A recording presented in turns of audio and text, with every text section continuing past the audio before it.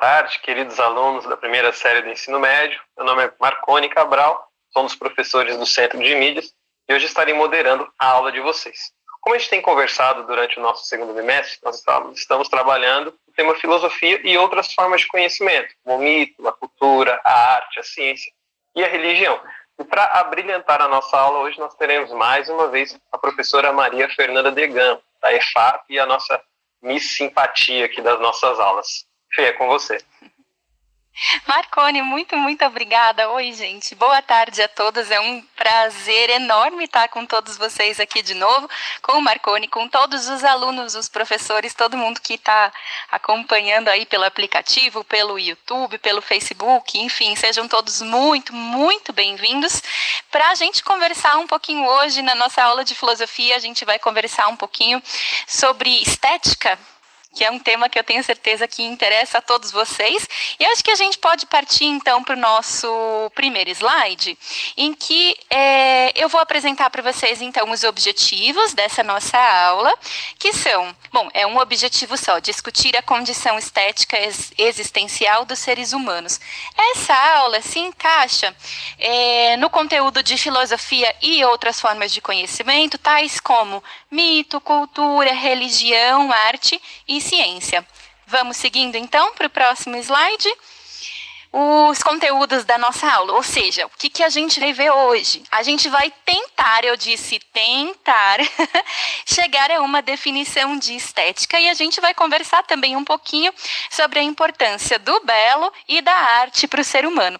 E aí, eu já quero começar, então, convidando vocês a participarem um pouco com a gente no nosso chat.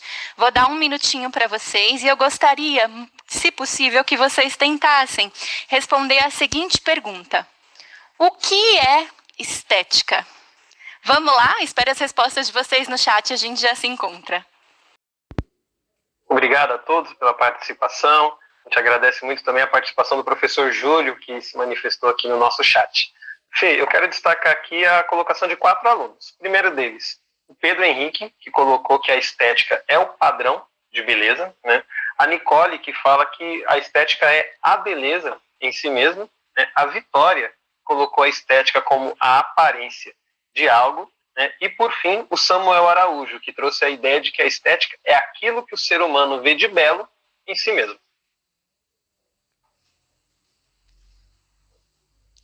Joia!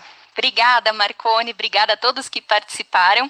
Essas respostas me interessaram muito, porque não só as respostas que o Marconi trouxe para mim como subsídio para a nossa conversa, mas também as respostas que eu consegui dar uma olhadinha aqui no chat, a grande maioria delas trouxe uma palavra que vocês colocaram assim com muita naturalidade, quase como se fosse assim uma pressuposição, quase como se fosse uma coisa óbvia. A maioria de vocês trouxe na resposta à pergunta o que é estética, a palavrinha belo. Né? É reflexão sobre o que é belo, é a apreciação do que é belo, é o padrão daquilo que é belo, enfim, a maior parte de vocês, de alguma forma, mobilizou a ideia de beleza quando eu perguntei para vocês o que era estética. Então, vocês fizeram assim, quase que instintivamente, quase que naturalmente, essa conexão entre estética e beleza. E, de fato, hoje, a gente faz essa conexão assim com muita naturalidade, a gente entende beleza e estética quase como se fossem ideias indissociáveis, é quase como se um fizesse parte do outro de uma forma inerente, de uma forma que não é possível separar.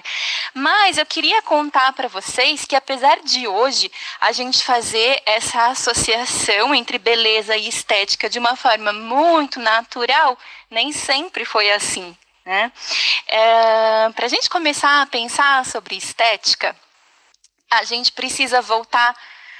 Para a gente começar a pensar, na verdade, no belo, a gente precisa voltar lá para a Antiguidade Clássica, a gente precisa voltar para a Grécia Antiga, que é o berço da filosofia, ou pelo menos da filosofia ocidental, e a gente precisa pensar um pouquinho nos primeiros filósofos, e aí a gente está falando mais especificamente do Platão. E por que a gente precisa voltar? porque as primeiras considerações de que temos notícia a respeito da arte, a respeito do belo no mundo ocidental, elas aparecem lá na antiguidade grega clássica. E olha, gente, hoje a gente faz essa associação entre belo e entre arte de uma forma bem tranquila, mas lá na antiguidade clássica, belo e arte eram coisas assim dissociadas, eram coisas que quase não tinham relação. Para vocês terem uma ideia, nas palavras do Platão, por um exemplo, ele dizia o seguinte: olha, se eu fosse conceituar o que é belo, se eu fosse conceituar a beleza, eu diria que belo é, assim, a manifestação evidente das ideias. Vocês estão lembrados que Platão é o filósofo que apresenta para a gente a sua doutrina, digamos assim, do mundo das ideias, e ele coloca, então, o conceito de beleza dentro da sua filosofia de mundo das ideias. Então, ele diz assim, belo, sabe o que é belo? Belo é a manifestação evidente do mundo das ideias. Agora, arte, diz o Platão, bom, a arte já é um negócio totalmente separado, que não tem muito a ver com o que é belo e com o que não é belo. O Platão e outros filósofos aí da antiguidade na Grécia clássica consideravam que a arte não era mais do que uma imitação. E aí eles mobilizam um termo grego que eu tenho certeza que vocês já viram em algum lugar, que é mimesis.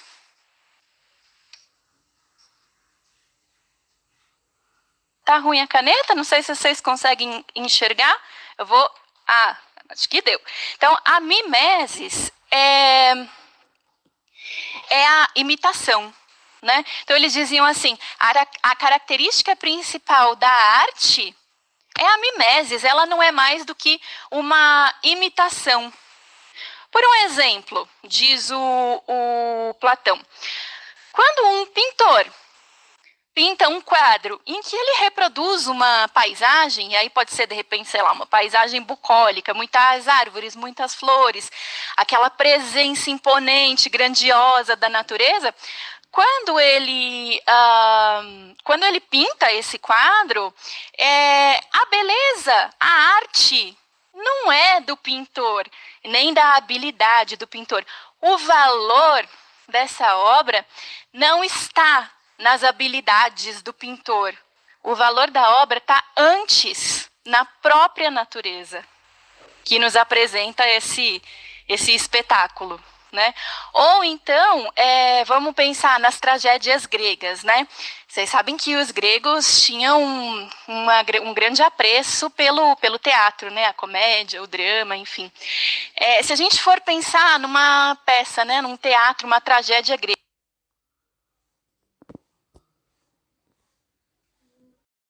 não está nos artistas. Essa era a ideia do Platão, da arte enquanto imitação. Do Platão e do mundo antigo, de alguma forma mais geral, né? E aí, gente, pensando nisso, nessa ideia da arte, que talvez não tenha tanto valor quanto aquilo que a origina, né?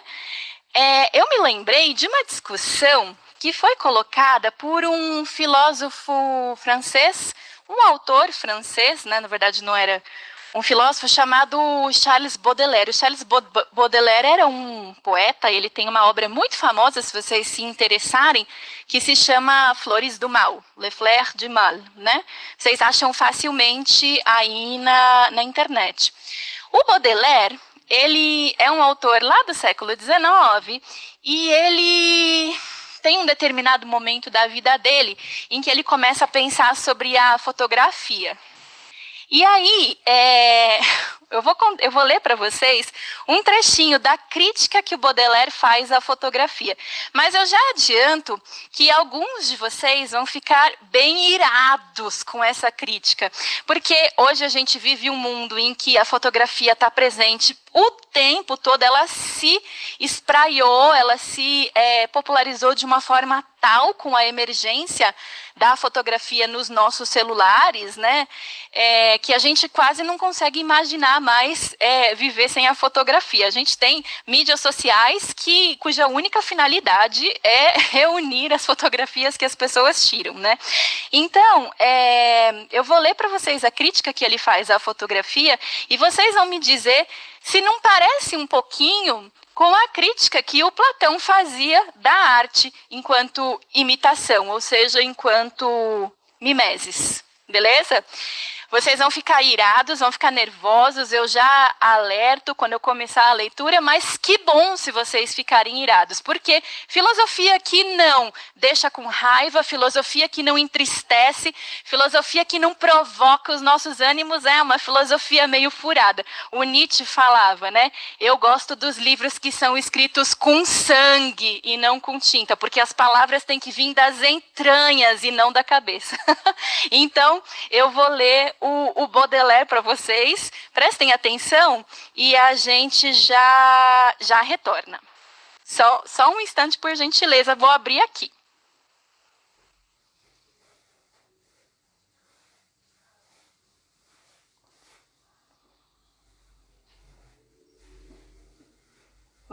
Vamos lá. Na verdade, estava aberto, mas o celular acabou fechando sozinho. Então, eu estou reabrindo aqui para compartilhar com vocês, tá?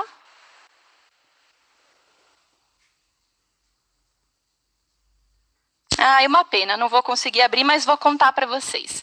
O Baudelaire dizia que a fotografia é o refúgio dos pintores fracassados. Então, ele diz assim, você que não sabe pintar direito, que não sabe muito bem combinar as cores, que não tem uma memória lá muito boa para conseguir pintar de cabeça uma determinada paisagem que você viu.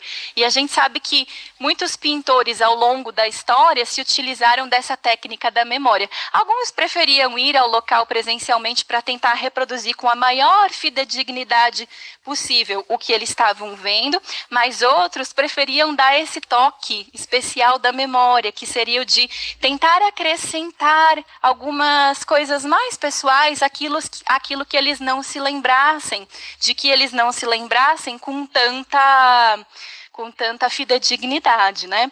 Então, o Baudelaire diz o seguinte: fotógrafo é pintor fracassado. Se você não consegue pintar um quadro com destreza, com habilidade, você vira fotógrafo, dizia o Baudelaire. E ele estava criticando a fotografia porque ele dizia o seguinte, mais ou menos o que o Platão dizia das artes, né? Da arte de forma geral.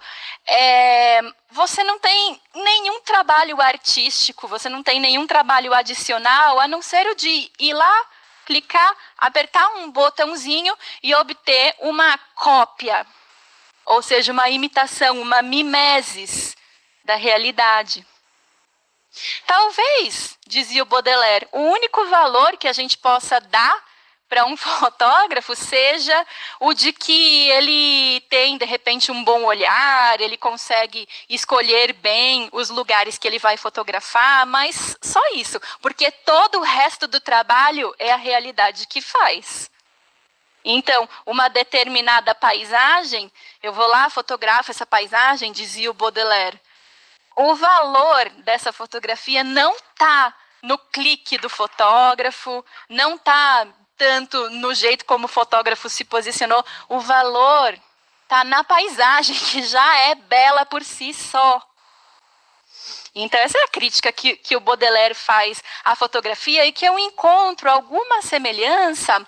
Claro, o Baudelaire é um moderno, né? Ele está escrevendo no século XIX, são séculos que separam o Baudelaire lá dos gregos da Antiguidade Clássica, mas eles têm alguma semelhança no sentido de entender que, às vezes, a arte pode ser meramente uma imitação e que o valor, então, reside naquilo que é imitado e não tanto na imitação, certo?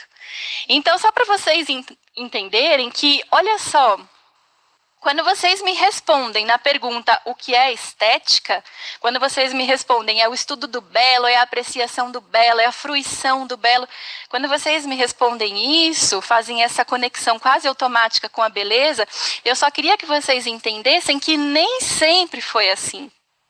Na Antiguidade Clássica, não tinha, essa conexão não existia. E aí vocês vão me dizer, nossa, Pro, mas se nem sempre essa conexão existiu, da onde que veio isso? Como que hoje a gente faz essa associação? Então, vou contar para vocês a respeito da pessoa que retoma, digamos assim, os estudos sobre o belo, os estudos sobre estética. Porque, muito embora o Platão e o Aristóteles lá na Grécia Antiga tenham falado um pouco sobre, tenham falado na sua chave, né, sobre arte e sobre beleza, quando o Sócrates chega e desvia o foco da atenção para questões mais éticas, né, esse tratamento filosófico sobre a estética e sobre beleza, sobre arte, acaba ficando um pouquinho deixado para segundo plano. Havia um certo preconceito da filosofia em relação à arte, né? Considerava-se que a arte ou o belo, enfim, eram espécies de subtemas dentro da filosofia, porque elas elas adviriam de algum lugar que não era propriamente a racionalidade, que não era propriamente do intelecto. E durante muito tempo a filosofia se fiou na ideia de que, olha só é objeto filosófico o que é racional, o que é próprio do intelecto humano. Então, assim, a arte, o belo, essas discussões ficaram durante muito tempo relegadas a segundo plano. Só lá no século XVIII que um educador e filósofo alemão chamado Baumgarten, e aí a gente pode ir então para o nosso próximo slide, por gentileza, para vocês, se quiserem anotar o nome, né? O Baumgarten, ele vai fundar uma nova disciplina, uma nova área filosófica que é denominada estética. E interessante é que o Baumgarten, ele vai buscar esse nome estética lá da Grécia Antiga. Ele pega essa palavra aesthesis, que é a faculdade, isso é a possibilidade, a capacidade de sentir, e diz que estética é a ciência do sensível. O que é estética, então? É a ciência daquele conhecimento de mundo que a gente obtém a partir das percepções, a partir da sensibilidade. Quando a gente diz que a estética é o estudo do sensível, a gente está se referindo àquele conhecimento de mundo que a gente obtém a partir das nossas impressões, a partir dos nossos sentidos, a partir das nossas percepções. Então, o Baumgarten, lá no século XVIII, ele vai publicar uma obra que ele nomeia estética.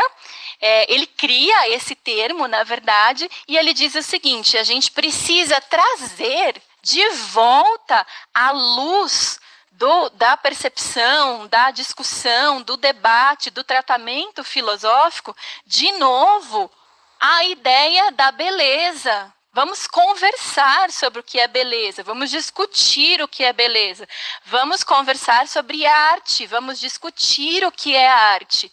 Vamos parar com esse negócio de achar que só se presta a ser objeto filosófico aquilo que advém do nosso intelecto, e não aquilo que advém da sensibilidade, da percepção, do mundo sensível.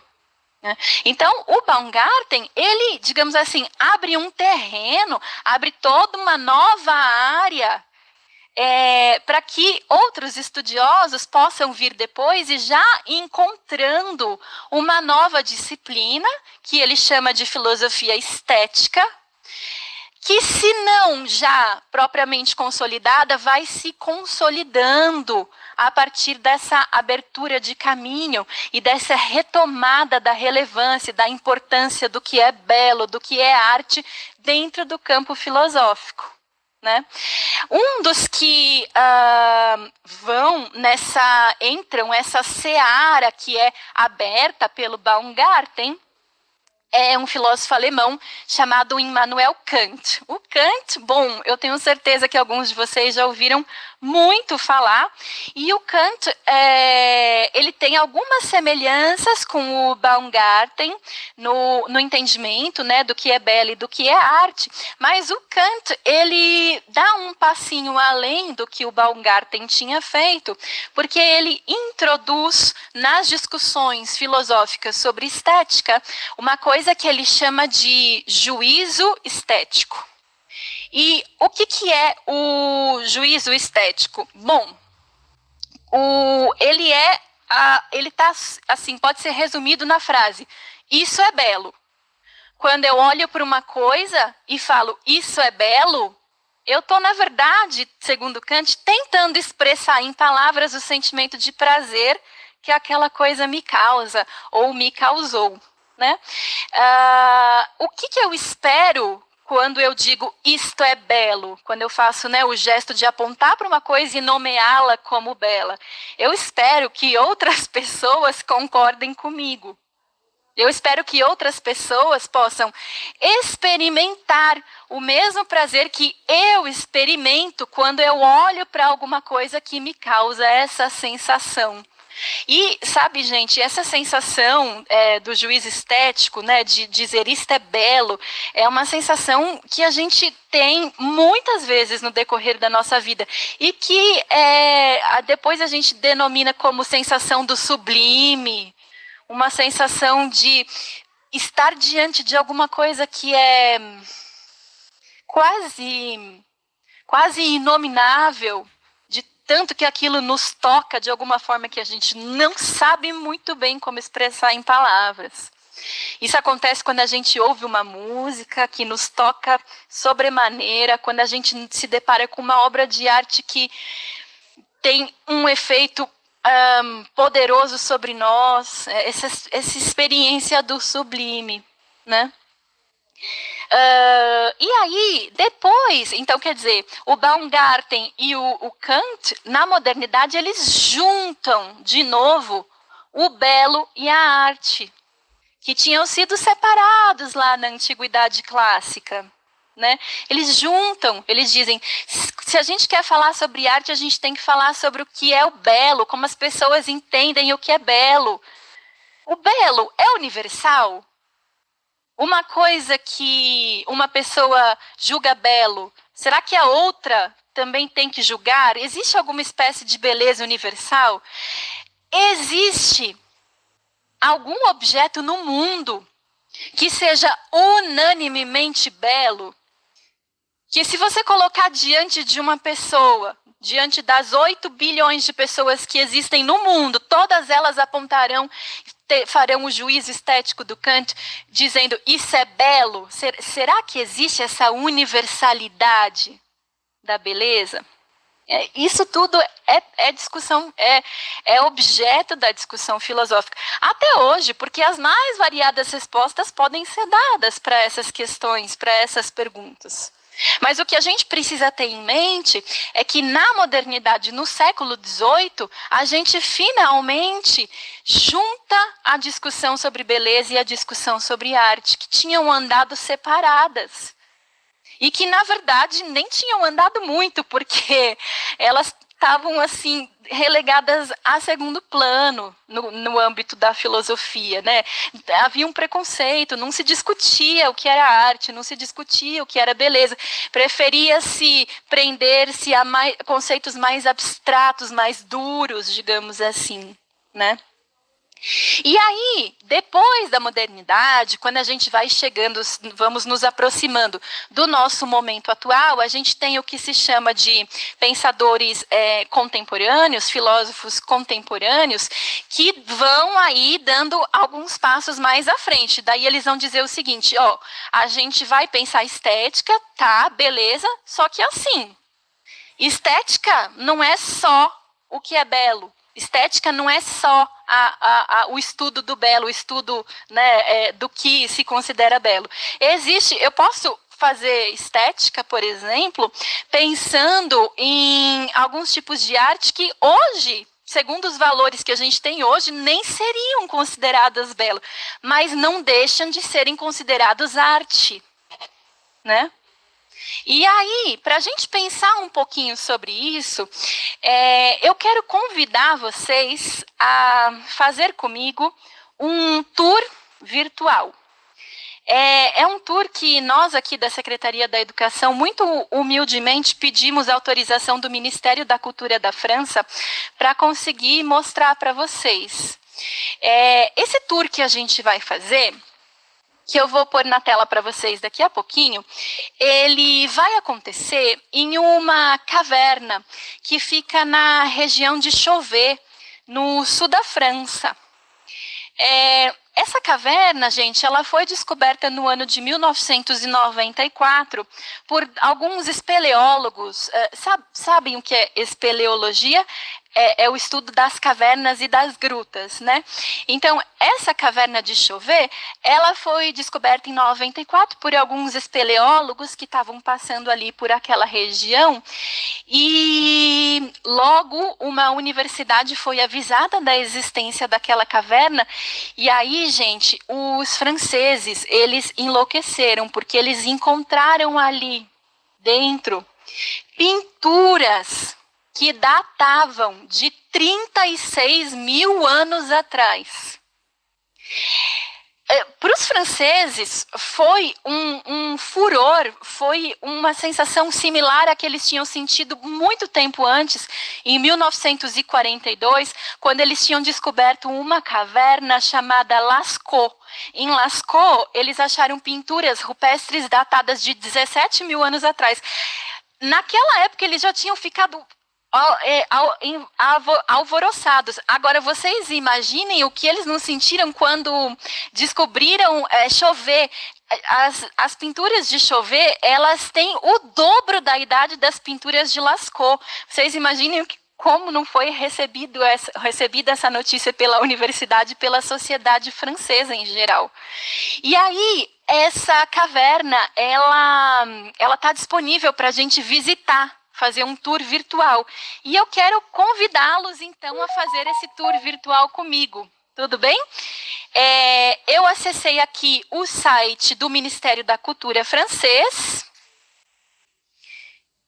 Vou pôr aqui na tela. Olha, no site, não sei, já está aparecendo para vocês, no site do Ministério da Cultura francês, a gente tem, então, a visita guiada dentro dessa caverna. E, gente, olha, eu quero convidar vocês a fazer essa visita comigo, tendo uma postura assim, entendendo o que a gente vai ver, o que a gente vai fazer, que requer uma postura quase de reverência a isso que a gente vai assistir agora, né? Então, a gente está aqui na visita guiada, a gente está bem na entradinha da caverna, que é chamada painel de Palm Points, né? Ou point, talvez, como os franceses falariam. Se a gente entrar um pouquinho mais na caverna, a gente vai chegar na primeira sala, que é chamada de Sala dos Cavalos Amarelos. Por que ela é chamada assim? Porque nessa sala tem 3 pequenas cabeças de cavalo. Elas têm 6 centímetros de altura, são 2 amarelas, uma vermelha.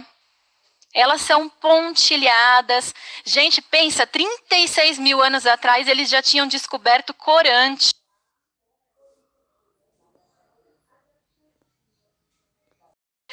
Quais animais estão desenhados aqui? Logo batendo o olho, assim, sem me deter muito, eu consigo ver um touro, vários touros, em diferentes posições, vejam, alguns olhando para o lado direito, outros olhando para o lado esquerdo, dá até uma impressão de movimento, alguns touros parece que estão correndo, até a impressão de movimento eles conseguiram causar 36 mil anos atrás.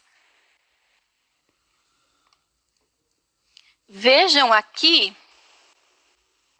esse mamute, será que eu consigo me aproximar dele?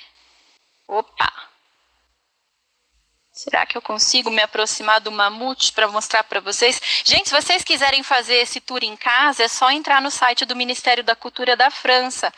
É aberto para qualquer pessoa que quiser ver, tá? Aqui são fezes de lobo que acabaram fossilizadas, né? E a ciência já chegou num tal ponto que eles pegaram esses excrementos de lobo, fizeram o genoma, né, sequenciamento genético, e perceberam que era uma espécie de lobo de mais de 30 mil anos atrás. E ficou ali o excremento, então, fossilizado dentro dessa caverna. Aí a gente chega numa outra sala. Olha, aqui eu consigo ver também alguns animais, outras marcas. Vejam essas pinturas aqui, em outra sala. Pinturas de animais também. Aqui, já quase chegando no fundo da caverna. Aqui já quase chegando no fundo da caverna, é a sala dos fundos, né? Porque é quase a última sala, cada ambiente da caverna é chamado de sala, né? Já quase na última sala a gente encontra também uma sequência de animais, e aqui tem outros animais. Olha, se vocês prestarem bem atenção, dá para ver lobo, dá para ver um ser que parece um pouquinho com um hipopótamo. Alguns parecem renas. Tem várias espécies de animais representadas aqui. Logicamente, as espécies de animais com as quais os seres humanos conviviam naquele momento. Na última sala, então, a gente encontra... Opa! Aqui, deixa eu ver se eu consigo pôr para vocês, que às vezes o comando fica um pouquinho dificultado. Olha, aqui na parede oposta à qual a gente estava vendo, a gente encontra também algumas figuras menos detalhadas, olha. Parece um leão, algumas figuras menos detalhadas. Esse tour vocês conseguem fazer no site do Ministério da Cultura da França com muito mais detalhe do que a gente fez aqui. A minha ideia era mostrar para vocês a beleza dessas pinturas, e para a gente pensar um pouquinho o seguinte, que o ser humano nem sempre pensou, nem sempre tentou criar teorias ou filosofar sobre a arte, isso é verdade. Mas que o ser humano não tenha sempre, desde os primórdios, feito arte, isto é mentira. E a gente viu aqui, lá em Chauvet, na França, pinturas de 36 mil anos atrás, detalhadas, riquíssimas, com impressão de movimento, traços grossos, traços finos, cores. É impossível admitir a afirmação de que o ser humano nunca ou não fez arte sempre. O ser humano nem sempre teorizou a arte, isso é verdade. Mas fazer arte, o ser humano sempre fez. Eu queria deixar vocês, então, com uma última reflexão vou colocar aqui na tela para vocês, para a gente pensar um pouquinho. Olha, hoje a gente denomina a nossa espécie de Homo sapiens. Homo sapiens a gente foi buscar essa designação lá no latim, né? O homem que sabe, o homem sábio. Aliás, hoje, na verdade, a gente não é nem mais Homo sapiens, a gente já é o Homo sapiens sapiens, que é o homem que sabe, né? E essa designação, ela coloca muita ênfase na nossa racionalidade. Será que a gente não poderia começar a pensar na possibilidade de que, em vez de sermos Homo sapiens, nós pudéssemos também ser designados como Homo spiritualis? Por que eu pergunto isso para vocês? Porque, certa vez, um antropólogo francês, conversando com um aborígene australiano, chegou para esse aborígene e perguntou assim, vendo a arte que ele estava fazendo, falou assim, escuta, como é que você faz para fazer isso aí? E aí esse aborígene respondeu assim, mas eu não sei, porque não sou eu que estou fazendo, é o meu espírito que está fazendo. Não está vindo do meu cérebro, está vindo do meu espírito. Então essa é uma provocação com a qual eu queria deixar vocês, um pouquinho pensar dentro da filosofia essa oposição entre Homo sapiens e Homo spiritualis. Caminhando para o fim da nossa aula, então eu deixo vocês com duas indicações. Uma é do documentário que um grande diretor alemão chamado Werner Herzog fez Fitzcarraldo, fez Enigma de Caspar Hauser, um grandíssimo diretor. Ele se interessou pela história da Caverna de Chauvet, fez um documentário que segue aí para vocês, chama Caverna dos Sonhos Esquecidos, é de 2011, e para quem quer saber um pouquinho mais sobre história da arte, eu deixo aí um excelente livro do Ernest Gombrich, de 1950. Para encerrar, liçãozinha de casa, atividade de casa para vocês fazerem. Uma questão para vocês tirarem print ou foto da tela e tentarem responder aí em casa, beleza? 10 segundinhos para printar. E eu vou me despedindo de vocês com muito prazer, com muita honra de ter podido ter estado com vocês e passo a palavra para o nosso amigo Marconi. Muito obrigado, gente, pela interação de todos vocês. Não sei se vocês repararam, eu coloquei aí no chat o link dessa visita que a professora Maria Fernanda nos proporcionou. Então, aqueles que têm condições, vocês podem clicar e fazer essa visita depois com muito mais calma. Quero mandar um abraço aqui para a Ana Carolina também, que nos relembrou que esse tema foi trabalhado na aula de português. E assim a gente percebe a interdisciplinaridade da nossa escola, da nossa secretaria. Um abraço e até a nossa próxima aula.